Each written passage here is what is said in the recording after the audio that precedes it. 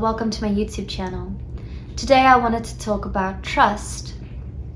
I've been thinking a lot about my healing journey and some of the issues that have been coming up and conversations as well, and trust seems to be a pretty large component to the whole process, so I thought it would be an interesting topic to tackle, so I'd like to talk about it. I've been reflecting a lot about something my mom said to me when I was young, and it's one of those little tidbits that a parent will sometimes impart to a child that has a lot of weight. It's a very simple thing, but been thinking about it a lot lately. And she said to me when I was younger that trust is like building a brick wall. You build it slowly, brick by brick, layer by layer over time. And with time, the wall will become tall and strong. But it can take just moments for a bulldozer to come by and just tear it all down. And if you were to try to rebuild the wall, it'll take longer, and the wall will never be the same again. And it was such an impactful thing, and I keep thinking about it. As those of you who follow me know, I've been through a lot, and I've been betrayed, I've been hurt, and I've had my trust broken. Quite a lot, actually, by some very important people who were supposed to be close to me, who were supposed to be dear to me, or who were in positions that I was supposed to trust them, and then I wasn't able to. And sometimes when somebody breaks your trust, it could be very minor, and other times it could be a very foundational thing that shakes you to your core. And it can hurt you so much that it becomes very difficult for you to trust again. Or you might be somebody who doesn't learn your lessons, and you might be somebody who just trusts everybody without giving it another thought, because all you do is see the good in people. And I think that when it comes to trust and it comes to life experience and growth and all these things, there needs to be a middle approach. Naivety and cynicism are the extremes of the spectrum. Neither are healthy. I think that it's very important that when we navigate relationships with other people and with ourselves, because I think trust is an internal and an external thing, right? You build trust with yourself. You know that you can rely on yourself so that you can make effective decisions that support you for your best, for your betterment, for your good. And you have to build a relationship with yourself, which is part of this healing journey where you're alone and you can rely on yourself, and you make good decisions and you make mistakes and you pick yourself back up and you learn and you tweak and you go back out there, and you might falter a few times and you get back up and you dust yourself off. When you do these types of things, you start to learn to trust yourself. You start to listen to your intuition. If you haven't been listening to it, you learn how to hear it. You learn how to make better decisions. You learn from experience. And you start to develop this relationship with yourself where you start to trust yourself. You know what you're made of, you know what you've been through, you know how to fix things, you know how to make adjustments, you know what it takes to sort of lift yourself back up after you've fallen, or how to make an adjustment to take another path. Then there's an external trust, where we put trust in another person so that we can have a relationship with them, so that we can effectively navigate the outside world. And both require work, both require learning, adjustments, healthy boundaries, right? To a different degree, but they both require these things, this internal and external trust building. Both are a little bit different, but there's a lot of similarity in my opinion. And back to this whole spectrum of being naive or being cynical, you cannot go and build a relationship with somebody and only see the positive and only see the good in a person. Because nobody is completely good and nobody's completely bad. We have our strengths and we have our weaknesses. We have the things that make us beautiful and we have our faults. We have the things we've got to work on. And when you're having a relationship with somebody and you're trying to build trust, you cannot just blindly give all your trust and expect for you to be honored. It's just not possible. Because as humans, we are not perfect. We're not designed that way. We are designed to evolve. And the whole process of evolution is that we work on ourselves and we become a better version of ourselves. We learn something, we become better. And to become better, you were at fault once. You had things you needed to work on. You had a deficit that you had to work on, right? So it's the same thing with a relationship. When you're going into a relationship with somebody, whether it's, it could be a friendship, a professional relationship, an emotional relationship of some kind, whatever it is, you cannot just assume that the person is just absolutely amazing and wonderful without fault. They do have faults, and you need to have boundaries. So you have to look at somebody for them in their entirety. And in fact, by only looking at the positive of somebody, it's almost like you create a fantasy about that person. You're not giving them the justice that they deserve, to truly appreciate them for who they are. Nobody could live up to a fantasy, to a fabrication. No one is all good. And so I don't think it's a very healthy thing to look at somebody and just see all the positive in them. You have to look at them for what they really are. And yes, you should focus on the beauty. Absolutely. Absolutely. Focus on what is good, yes. But don't look at them as absolute, finite, completely good. No. Learn how to set boundaries for yourself. Understand that when you have a relationship with somebody, they might let you down. They may do or say things that could hurt you. And it's normal and it's okay, and these things happen. And you're going to have to build a relationship based on mutual respect, based on communication and healthy boundaries. So don't look at somebody and just say, oh, they just only see the good. No, you have to look at them in their entirety, focus on the positive, think about what you're able to bring to the table, look at them for what they can bring to the table, and you two navigate a middle pathway.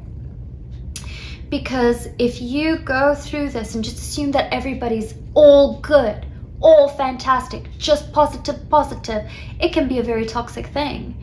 You're going to get let down. You might get taken advantage of. It's a very stupid thing. You could get into big trouble. There are people out there that are very evil, that are very good at manipulating, that are very good at putting on a show. If all you want to see is the positive, they'll show you only the positive, and then what? It's an absolutely devastating thing to get involved with a monster who only shows the positive. Learn to see somebody fully for who they are. Learn to see somebody for what they're only showing. So learn to accept somebody for everything that they bring. And if something doesn't feel right, if something is too good to be true, listen to that. Watch for it, because it might be. And it might save you a lot of heartache, financial hardship, your physical well-being, might even save your life. On the flip side, which is the case for most people, I would think, especially these days when everybody's so angry about everything and going through so much because times are hard, which is unfortunate, and also by the design of our society. And there is a lot of cynicism. A lot of people have been hurt. There's terminology for things that we didn't even know terminology existed for for some very serious issues. And there's a lot of people out there who have been hurt once or twice pretty badly, and now all they do is they see the negative because they're so afraid of getting hurt again. And it's almost created a PTSD response. And PTSD is a very real thing, a very real thing. But it also happens in a much smaller scale, right? People, I'm triggered by this, I'm triggered by that. A trigger is a form of PTSD.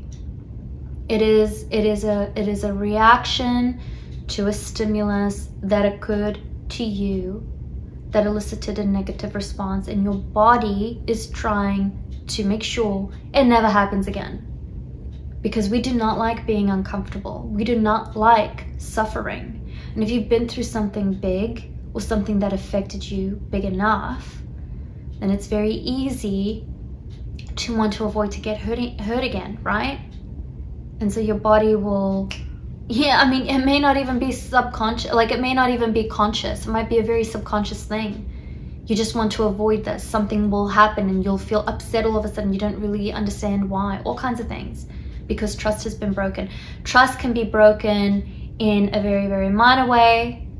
Trust can be broken at a very foundational basis. It could be something tremendous and big. And when it's big, it's a big deal. It'll alter your behavior. It will alter your personality. It'll cause all kinds of havoc if you allow it to. So generally, most people, when it comes to trust, it'll be, a friend betrayed you, a significant other cheated, or, abused you or something like that.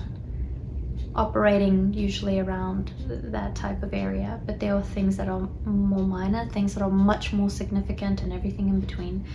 And when you're navigating life out there, and you're allowing yourself to be controlled by your triggers, to be controlled by your PTSD, by your past, you're not able to evolve. You're not able to let in beautiful things or beautiful people. You're not able to move forward.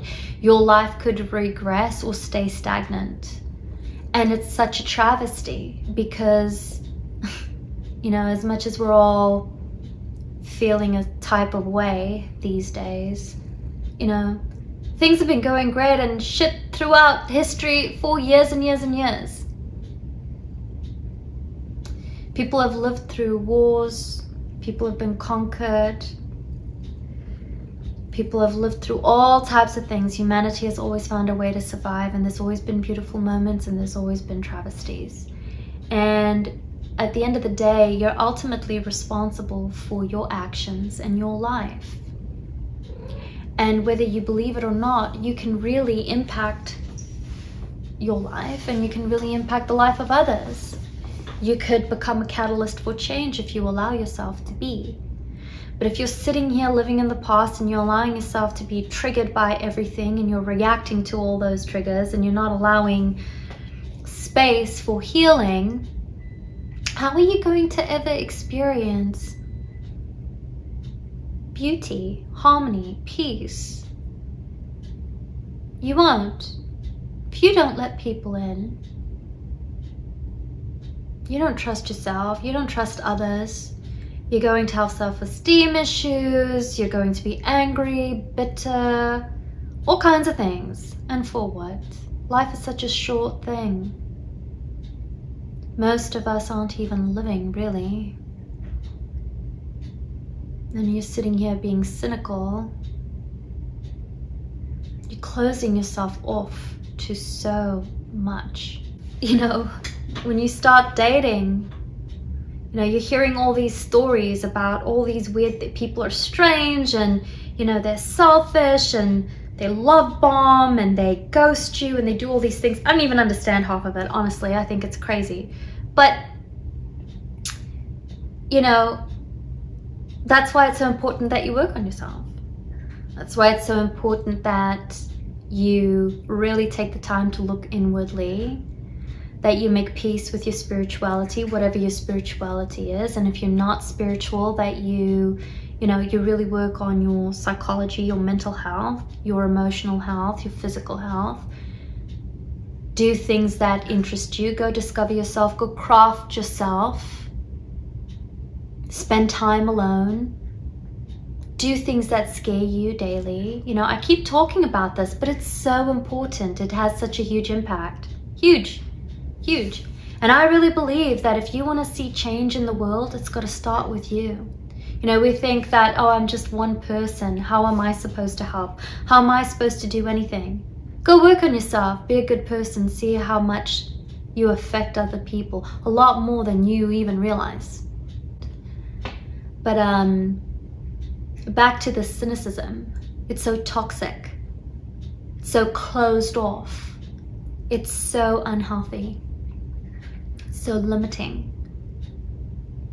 And it causes nothing but regression or stagnation. Truly, it really, really does.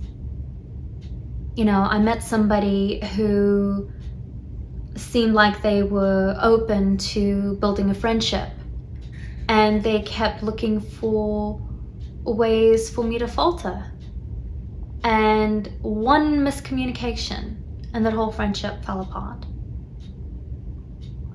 You know, I'm meeting people who are just so jaded about everything in life. You know, people who are sick of their husbands and bored with this and upset with that, and oh, people this and people that.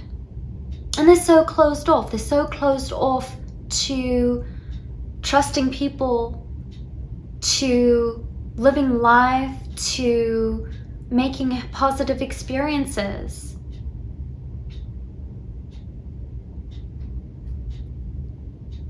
When you allow yourself to trust somebody and you work on communication and you two build a foundation based on reciprocity, it's such a beautiful, lovely thing. And both people benefit in so many ways. It is such a tremendous thing. And in fact, when you build relationships based on mutual trust and respect, it's almost like you're building a family. There's a network there. It's so healthy. It's so fruitful. Nothing can beat that. And you're closing yourself off. You're losing out on so much because one person did something, because you haven't really worked on yourself enough to set healthy boundaries, and so a few people have done something. Whatever it is. It's silly. And then the flip side to that is this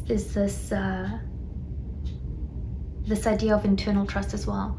You know, if you're sitting there listening to everything that everybody else has to say, questioning yourself constantly, bashing yourself, low self-esteem, you know, or otherwise you fall into the trap of perfectionism, you're an overachiever, you're this, you're that, to the point that you're not able to effectively make a decision or trust yourself to pick the right way, or to pick something that works for you, or whatever. Like you're just inundated with information, unable to think, unable to streamline, unable to trust yourself, unable to listen to your intuition, unable to do what you think is right for you, unable to take a risk. You're not dependable for yourself. Then again, it's going to lead to all kinds of problems. All kinds of problems. When you're not able to trust yourself, you're not able to effectively live and lead for yourself, for your life. Like you're not able to take your life by the reins and really navigate your life the way that you want to.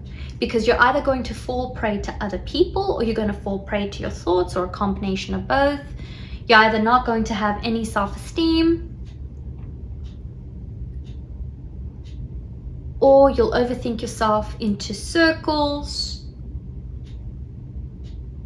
or you'll develop such a huge ego that you won't allow yourself to, because that's another thing too, right? There's this thing of like bashing yourself, overthinking, I have no value, whatever, right? You don't trust yourself enough to make effective decisions. You don't trust that you're able to do it by yourself, so you need other people and their opinions and their ideas. You know, you're not able to get the clutter in your head. How do I say? You're not able to clear the clutter in your head to make an effective decision. So there's that side of it. Then the other side of that is that you develop this massive ego. You know, you're overconfident, you're full of nonsense, you think you know everything, you're absolutely right, you're closed off. Your relationships will suffer. Your evolution will suffer. And when it comes to having relationships with people, we need to be open in all areas. We need to have proper boundaries, and we need to trust ourselves, and we need to trust the other person, and accept them for who they really are, good and bad. Focus on the positive, absolutely. And navigate and reciprocate and speak up. And trust that that person has your best interests at heart, but be prepared that if they don't, that you know how to speak up and say, no, I'm not going to tolerate this.